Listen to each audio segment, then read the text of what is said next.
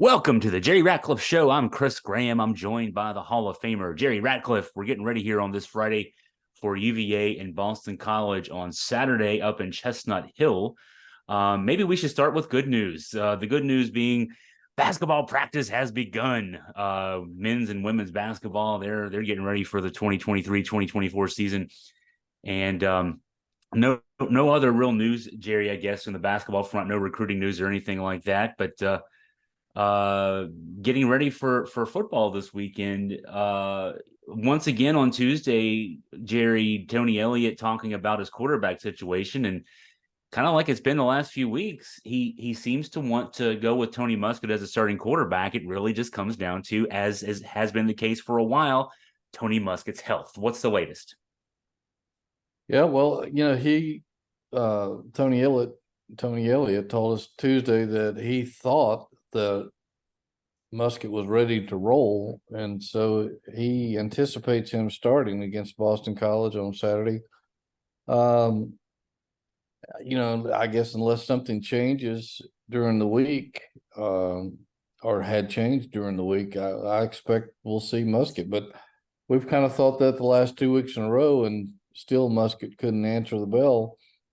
Instead, we had Anthony Calandria, who has firmly established the appearance that he can move the chains and put points on the board. But I don't know. You're taking a little bit of a risk going back to again, and a guy that's sort of unproven in your offense.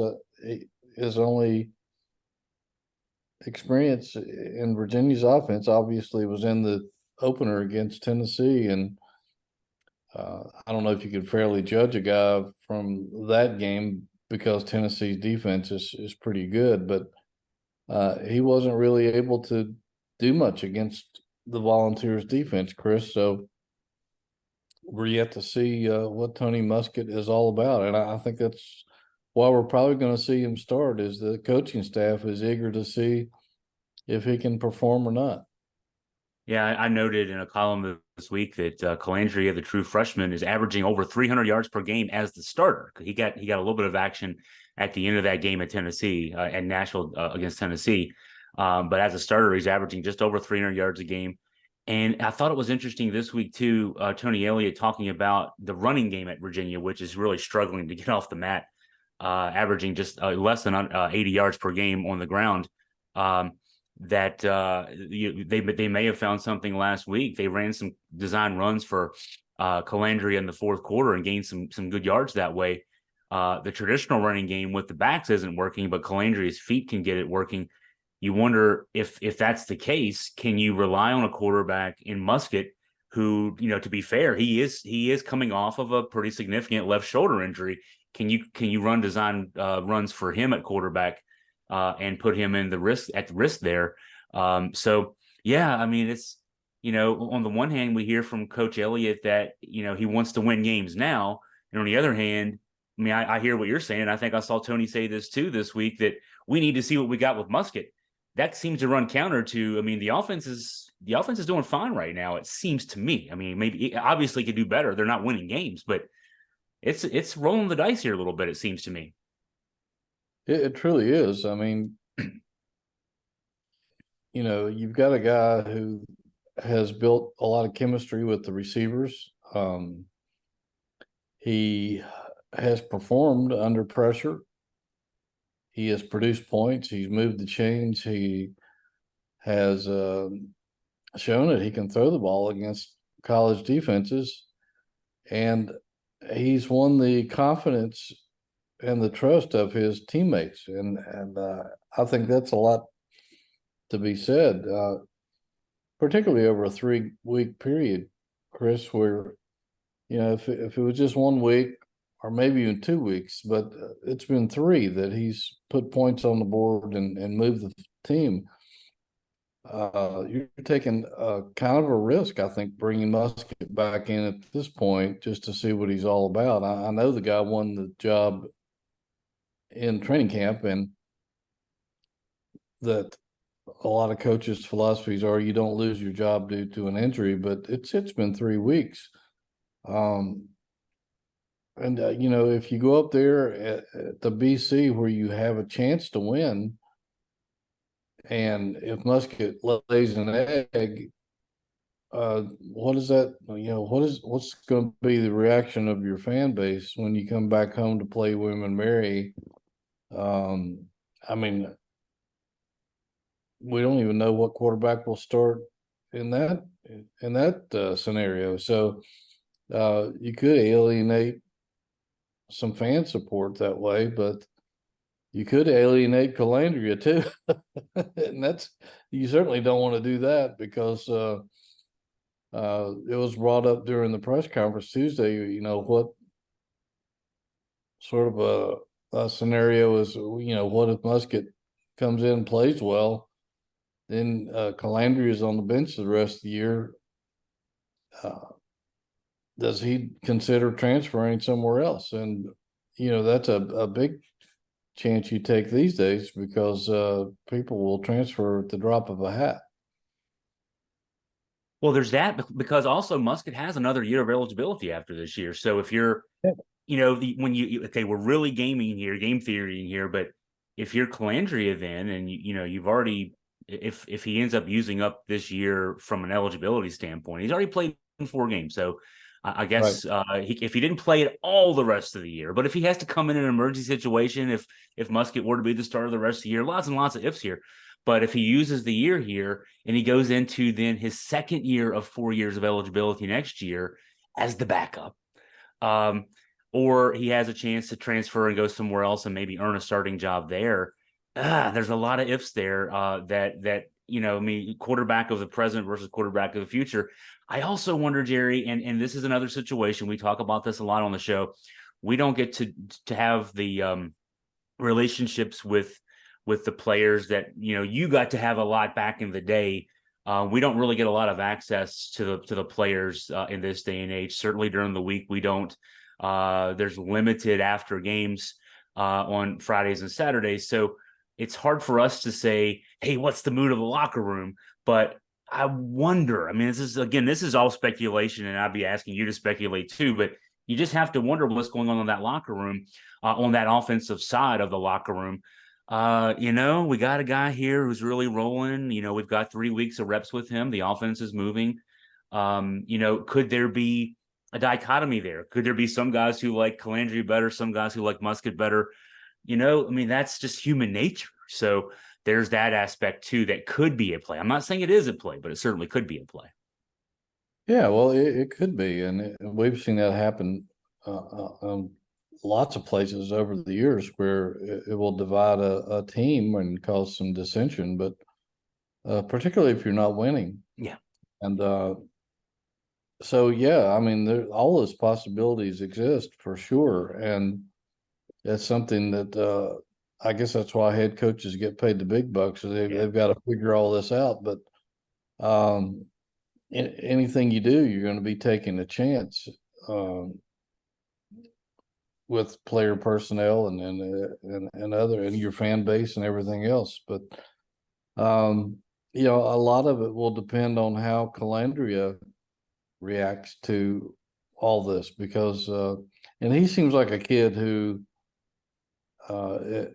as savvy as he is, he seems a little bit more mature than his age in terms of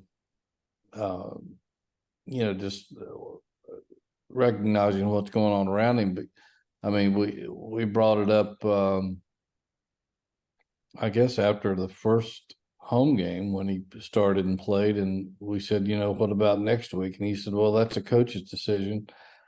He seemed like he would be disappointed. It seemed like he would have been disappointed in his mannerisms had he not been able to play the following week. But we'll see. A lot of it depends on his demeanor and whether he can handle coming out after having incredible success. I mean, he's only 419 yards passing away from the freshman single season record at Virginia, and it's after only 3 games. And he's broke this freshman single game passing record in all 3 games he's played in. The record set by Jamil Sewell several years ago against Maryland, but we'll see. It's a quandary for sure, and again, I understand both sides of the equation. I can see where coaches feel that way by not allowing a guy to lose his starting job because of an injury, because he did earn it. But then again, even though he earned it, did he lose it by not being able to play for 3 weeks while somebody else gets hot and proves that they can play almost well enough to win, really well enough to win? They could have won a couple of those games had they not shot themselves in the foot. Virginia could easily be 2-2 right now. Right. So, and that's not on. And the two losses aren't those two losses aren't on Calandria. He did everything he could do in those games. Yeah, absolutely. And and to be fair, I think it's worth pointing out. I've pointed this out a few times to people who've asked me questions about this. Musket won the starting job, but he won it at the end of camp. As late as the final Monday of training camp, Tony Elliott was saying it was still a close battle. And also, this goes away if Musket comes out on Saturday at Chestnut Hill and leads Virginia to victory, throws for 300 yards, doesn't turn the ball over, everybody's happy. But even then, you still have the issue of what happens to Calandria down the line. That'd be a good problem to have if you're a Virginia fan. Let's switch focus, Jerry, for a moment to the defense, which had been maligned. We had maligned it. Others had maligned it, and it deservedly so. It was the unit last year that was really the highlight of last year's season, the 3-7 season. Dramatic improvements from 2021. Last year, gave up 24 points a game, around 350 yards a game, and then this year, going into last week before the NC State game, was giving up 42.3 points, 460 yards a game, and then last week played great. NC State 319 yards of offense, only the 24 points. And so, hey, credit to John Brzezinski and his group, and they were missing some guys, but they played their hearts out last Friday night. Yeah, and they'll be missing some guys at Boston College this week too, including Cam Butler, who had an issue. But so yeah, they'll be playing less than 100% in terms of personnel. But yeah, they did a pretty good job of containing NC State's offense, really, and so pretty dangerous offense with Brennan Armstrong, even though we're not sure Armstrong is as good as his reputation was here 2 years ago. We discussed that heavily last week, but yeah, I thought Virginia's defense played really well and well enough to win. They just special teams, I think, hurt them there at the end, and made it almost impossible for them to stop State under the game-winning circumstance by giving up field position. But overall, the defense played pretty well. They didn't give up too many big plays. They did a decent job against the run, which they had been gashed a lot heading into that game. And I think, as you pointed out, maybe last week, that a lot of those yards were coming right up the gut. If you can't stop people from running your A gap, you're almost defeated before things get started. So it looks like they've done something about that, and they'll need to against Boston College, because BC runs a power running game, but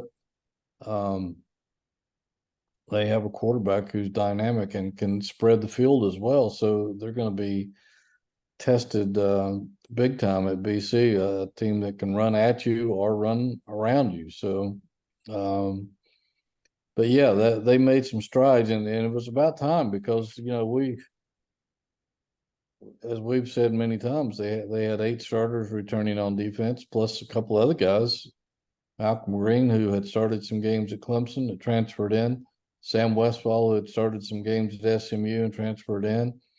So they had a wealth of experience on that side of the football, and now they're having to play some freshmen to try to not only build depth, but to actually start in some cases, like Cam Robinson did last week against State, and he played his butt off. They need some other freshmen to be able to step in and do that as well this week.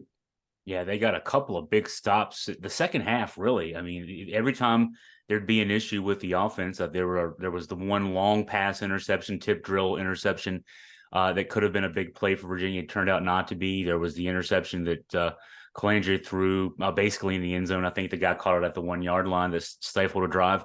The defense kept getting stops and giving the offense the ball back with a chance to tie it, and the offense eventually did. You talked about the special teams. This is 3 straight weeks now where special teams has factored into a loss. I know the 42-14 loss to Maryland doesn't seem like that, but it was 14-0 first quarter, kickoff return touchdown, changes momentum completely. Of course, the JMU game, block punt for a touchdown, you lose by 1 point. You mentioned, gosh, just in the last 36 seconds, not only the 2 unsportsmanlike conduct penalties on the offense on that tying touchdown and 2-point conversion, but then so that put the special teams back, kick off at the 20-yard line, but then they allow a 35-yard return. Then there's a penalty on the first field goal attempt from 48 yards that gives NC State a second chance from 33 yards. I mean, arguably 2 of the 3 losses that we talked about, this team could be 2-2 if special teams was just not even great, just not getting in the way. Yeah, I mean, that's one of the worst things you can do is give up a touchdown with your special teams. It's just a cheap gift, really. And like you said, the 98-yard kickoff return against Maryland that completely swung the momentum. JMU, I think, returned a punt for a touchdown and then blocked the punt down in the end zone. So yeah, these gaffes are just killing them. And the fact that they had to kick the ball off from further away because of that unsportsmanlike penalty on the 2-point conversion. And NC State's Gray, James Gray, I think, is a really good return guy, dangerous return guy. He returned it like 37 yards. So they were almost in field goal range just off the kickoff return. All they had to do was essentially gain a first down and they were in position to win the game. And they just keep stepping on shooting themselves in their own foot. And they've done it week after week after week. And at some point that's got to stop, or you can't beat anybody making those kind of mistakes. I don't care how well you play on offense or defense. If your special teams keep just handing points away and field position away, it just makes it twice as hard to win a football game. Yeah, you talked about this last week, Jerry, and I'll verify the numbers for this week again. The kick coverage units and punt coverage units are both. There's 133 teams. They're both in the 115 to 125 range. The punt return and kick return units are also ranked pretty low. The 2 major rating services, Pro Football Focus and ESPN's Football Power Index, both give overall ratings to the special teams unit of 115 or below. I mean, these are glaring things, and every week Coach Elliott's asked about it at the press conference, and every week he says we're working on it. These were issues last year. Last year, the special teams units had those same low rankings in the 115 plus range among 131 teams last year. There are 2 new FBS teams this year, so this is not a new problem, unfortunately, for Virginia football. Something to get fixed there, no doubt. So we've talked offense, defense, special teams. Are there any injury updates to I think you talked about Cam Butler. That's the most significant one. He was playing really well last week before he went down. Yeah, that one really hurt him. And he had an MRI on his shoulder. They weren't sure if it was his pec or his shoulder. They were hoping that it was his pec rather than shoulder. And we know that he won't play this week. We don't know how bad the injury is, and we probably won't know until Saturday. So we don't have an update on him except the fact that he just simply won't play. Lex Long will also be out. I was looking for my injury list here. Um, there were another guy. Oh yeah, here we go. Long is definitely not available. Smiley is questionable. He's coming off concussion protocol. Um, I'm trying to think. I think there was somebody else that's not available this week, or maybe questionable. Maybe Ahern. I'm not sure.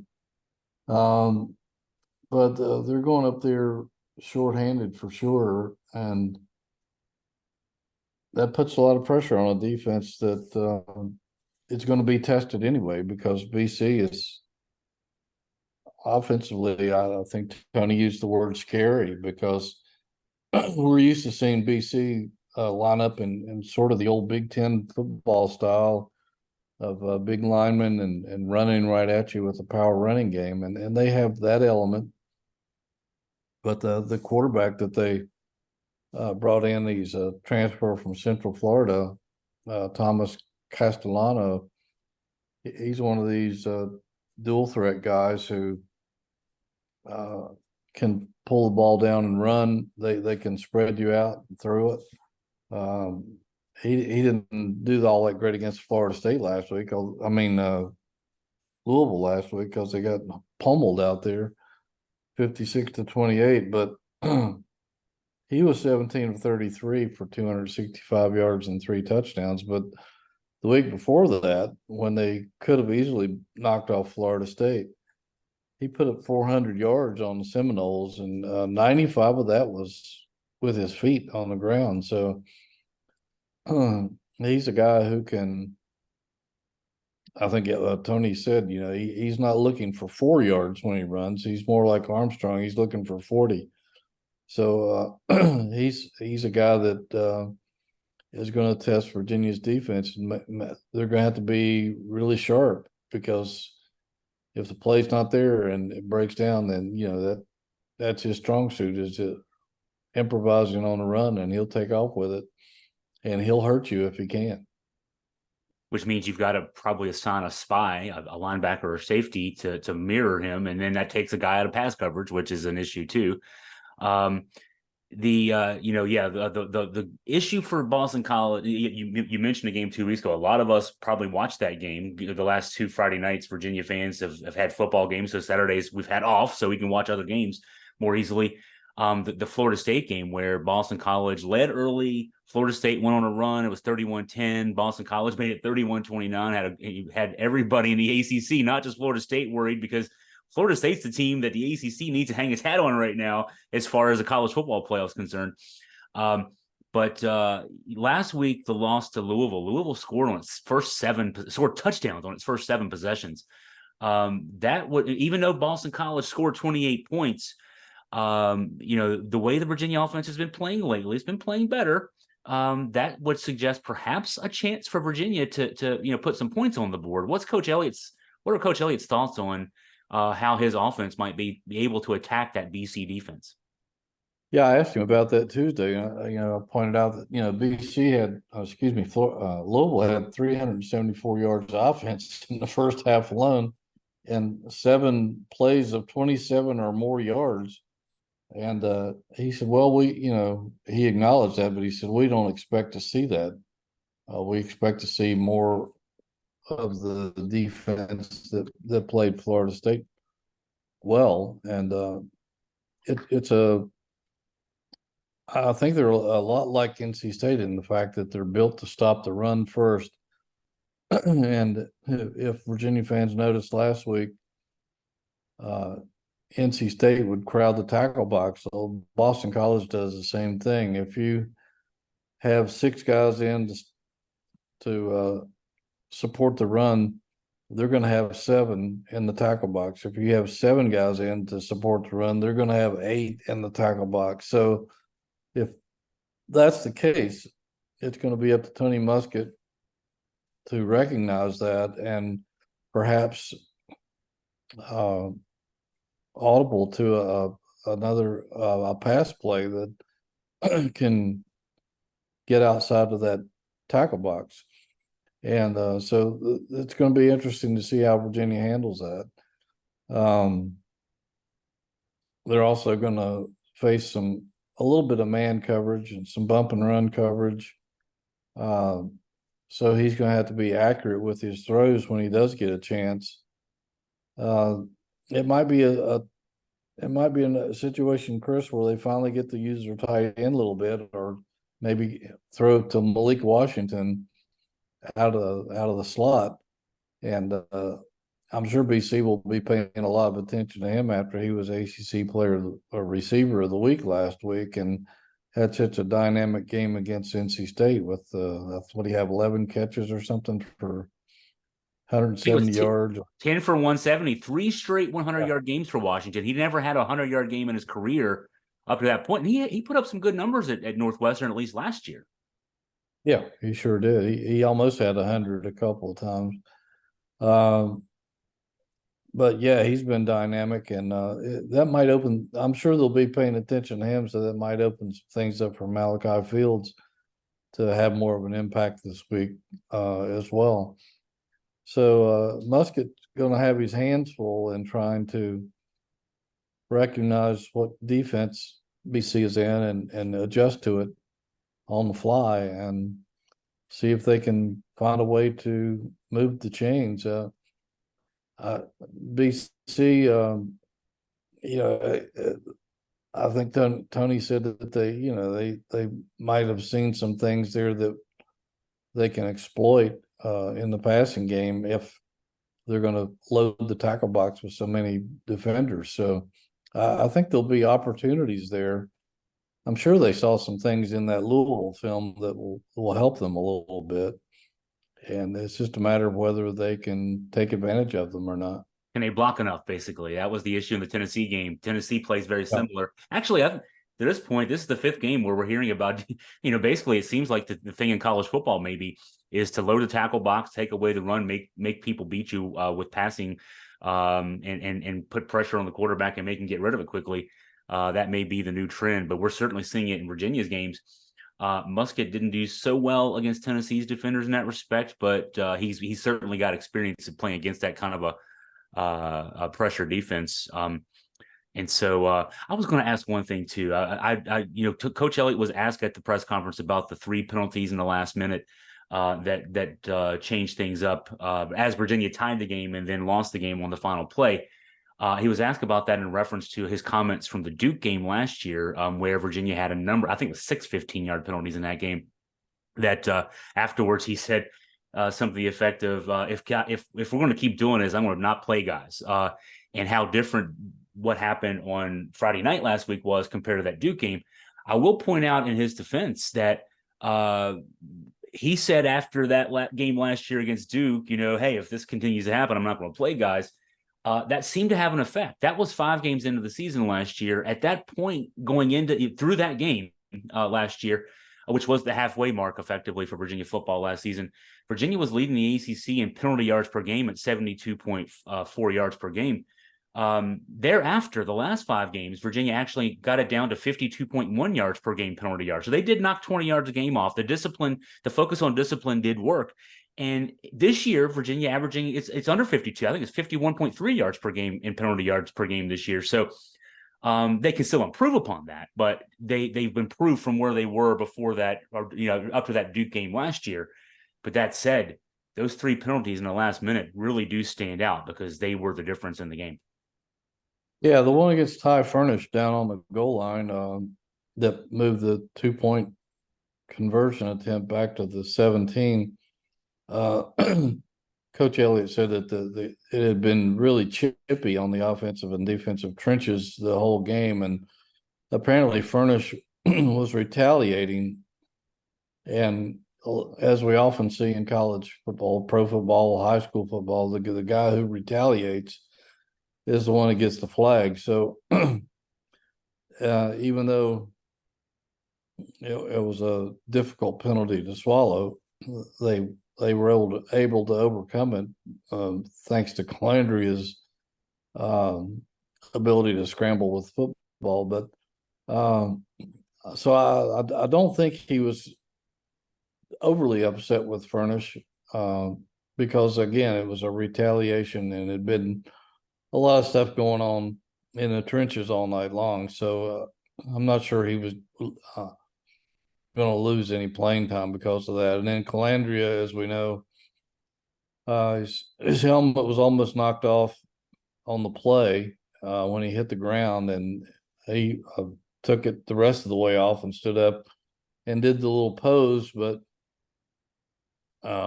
he wasn't penalized for taunting. He was penalized for taking his helmet off, and that's just a freshman mistake. And what are you going to do? You got to learn by experience.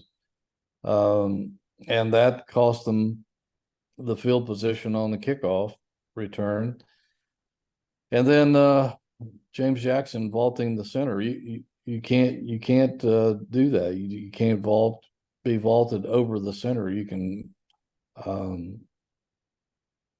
perhaps do it on another part of the line, but not over the center. So I don't I think think he's the going. issue too was he was behind the line of scrimmage and took a running start and left, and that's also Yeah. that was If an you, issue last year. On the punt against Georgia Tech, Lavelle Davis, who didn't get much time on the punt team, had a similar penalty against him for leaping, as they call it. It's a weird penalty when you hear it in the crowd. Leaping? What's leaping? But that's what that is. Yeah, you can't get a running start and leap over a lineman and block a kick. So I'm not sure. I don't think any of those guys are going to be benched for that, but I'm sure that they have been reminded daily about it in practice this week, and I wouldn't think would make that mistake again. Certainly hope not. That's right. Well, we've covered a lot here, Jerry. What else on your mind with as far as the game tomorrow? It's a 2:00 kickoff on the CW for those watching from home, which will be a lot of us. It'll be a first experience for me watching an ACC game on the CW. I'm sure it's just watching a football game, but you got to. The hard part's going to be finding out what channel is the CW locally. I don't know that I've ever watched the CW intentionally. I don't think I have either. So this will be a first for almost everybody, most likely. I don't think there was a whole lot more that came up during the press conference this week that we haven't already discussed, but there is a possibility, I guess, that even if Musket starts, Tony could play two quarterbacks in the game. I've never been in favor of that kind of a two quarterback system, but I wouldn't be shocked if we would happen to see that against Boston College, particularly if Musket struggles a little bit, particularly early in the game. Well, I don't know that we would see him taken out and not come back in unless Calandria comes in and just catches fire. But we could see some quarterback shuffling on Saturday, depending on the flow of the game. I'll say on that point, I hope not for both guys. I'll say because if you're Musket and if he struggles the first drive, I mean, second drive, and then you bring Calandry in and he does well or he struggles, then where do you go from there? And then the continuity of the offense. What if they're playing well? If they're playing well, maybe you don't go to Calandria. Sometimes you see coaches who want to do the two quarterback shuffle. They'll tell the guys before the game, "Hey, third drive, Calandry, you're the guy," or fourth drive, whatever that might be, you're the guy. But then if the offense is moving well, scores on its first drive or two, how do you go about that? Also, if let's just throw the scenario out there, Musket doesn't do well, and then Calandry comes in and does well. Do you have a quarterback controversy on your hands then? And I think we kind of do now, but boy, this isn't, what you want to see if you're a Virginia fan, if Musket starts, you want to see him start and finish, play well, get the win, and kind of go from there, because if anything else happens, if Musket starts and the offense struggles, Oh man, right now, Jerry, in print, it's probably just me and you raising the questions. But if Muskett goes out there and struggles and Virginia loses, this could get ugly. Yeah, a quarterback controversy would definitely escalate then. I mean, just looking this week, Calandria is averaging, like you said, 311 yards passing per game in his 3 starts, and that's second in the ACC in yards per completion, 14.65 yards per completion. Number 2 in the ACC, Chris, and the ACC has some pretty good quarterbacks. I've got him in the pass efficiency ratings for the ACC just behind Drake May, the guy who's a Heisman Trophy candidate. I mean, he's Yeah, putting up good numbers. yeah. I mean, you can't have any qualms with what this freshman has done. It's totally unexpected. I don't think anybody saw that coming, even the coaches. Um, I'm not sure so Calandria saw it coming. He was maybe not. in the Yeah. spring. He was the number 3 quarterback. I mean, when Jay Wolfolk was still around, and there was the quarterback competition between Wolfolk and Muskett for the starting job, Calandria was prepared. He was fighting to be the number 3 guy with the guys behind him. All of a sudden, he started 3 games, averaging 311 yards a game, putting up good numbers. I mean, yeah, I'm not sure back in the spring he could have dreamt this at this stage. Yeah, no question about it. I mean, he was in a battle with Delaney Crawford and Davis Lane Yeah, for the 3rd spot, and yeah. neither one of those guys are playing quarterback anymore. But Yeah. that just shows you how quickly things can change in college football. But yeah, I mean, he was probably he might have been thinking about transferring then, for all we know. For all we know, right? But I'm thinking about like in the Mike London era, that was a defining issue of the Mike London era was the inability to sort of establish a starting quarterback and stick with the guy. I'm thinking 2012, 2013, 2014. There were some talented teams there, but they could just Mike London, his offensive coordinators, because there were a couple of guys, could just never, ride a quarterback. Whereas in the Bronco era, for good or bad, Kurt Banker's first year, obviously Virginia's offense struggled, but they second year he led them to a bowl. Bryce Perkins took over for 2 years. They built there. Then Brennan Armstrong was quarterback. There was stability at quarterback with him, and then going way back to the George era, because I think quarterback continuity was an issue after Matt Schaub and after Marcus Higgins. There was quarterback stability issues for Al Grove, but you go back to the Welsh era. I mean, it was a progression. There was a guy, then after that guy graduated, there was another guy. It was pretty set in stone. If you can't decide on a quarterback here between these two guys, that's what leads to problems for coaches. Oh, no question about it. And I think that's why these days most coaching staffs will recruit at least one quarterback every year, because some people are not going to be happy. Some people are going to transfer. Some people are going to lay an egg and not be capable of moving the ball in a college football scenario as opposed to high school.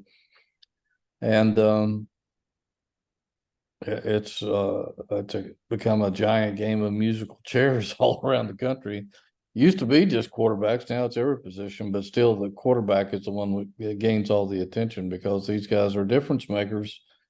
And I mean, how many, you look around the top 20 schools in the country, just about everybody changes quarterbacks almost every year, either through the transfer portal or signing the hot recruit out of high school. So it's a wild ride, and Virginia hasn't had much of that, but who knows if something can't get settled on here in a hurry. Well, as we're getting ready to wrap up here, Jerry, let's thank the folks who make this possible for us to get the content out to our listeners and viewers free of charge. Absolutely. Aberdeen Barn, Angela and Terry over there with the Virginia's Finest Steakhouse. I think they were just voted the number 1 steakhouse in Charlottesville in the recent pollings by all the citizens around the city, county, etc. Great atmosphere, great food. You can't beat it. And you owe it to yourself if you haven't been there to give them a chance. It's a great dining experience. One of the things I like too, Chris, is some of those waiters over there. They've been there forever. So just really great service, great food, great atmosphere. So go by the Aberdeen Barn. Good Feet store over at Stonefield Shopping Complex. Their store is right across the street from the theater. They design special arches for your feet.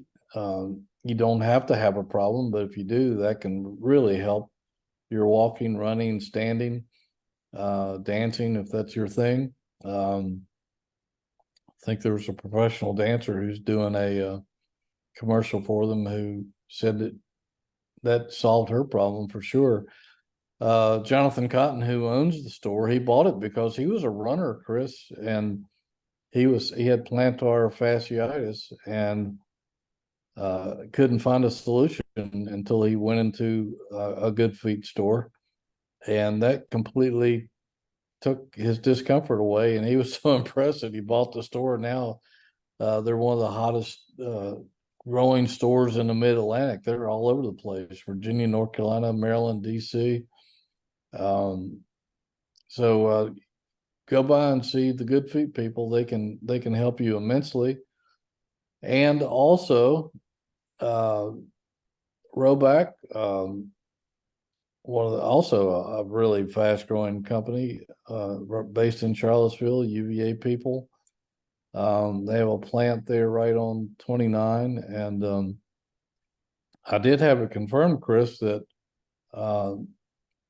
one of the ladies who's CEO, one of the CEOs who's, I think she said she's going on pregnancy leave, and apparently she's good friends with Ed Orgeron, the former Mississippi and LSU head coach, who's known for saying "Go Tigers" at the end of every interview.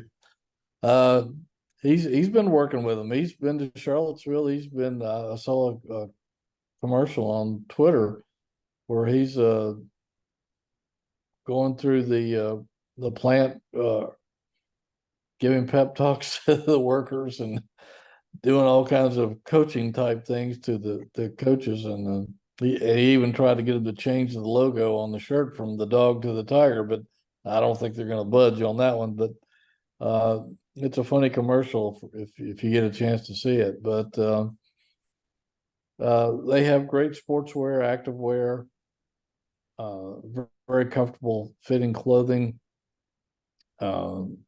And they have a men's line, a women's line. They even have a new category of UVA stuff that you can order. So go to our website, click on the Roback ad, and get 20% off your first order. It helps us and it helps Roback, another Charlottesville company. So we thank all these great sponsors for allowing us to bring you free content on the website and on the podcast.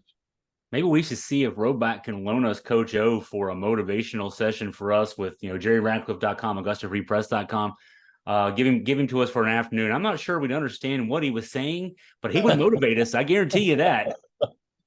He has his way. I don't think I'd be writing stories. I'd be out blocking and tackling, but I'd be doing something. Coach O can get you to do that. He gets you to run through a brick wall. So that's great. That's great to hear. Well, for Jerry Ratcliffe, the Hall of Famer, I'm Chris Graham signing off. Go to JerryRatcliffe.com. Go to AugustaFreePress.com for the latest on Virginia sports and more. Thank you, everyone, for listening, for watching, and everyone have, please, a great week.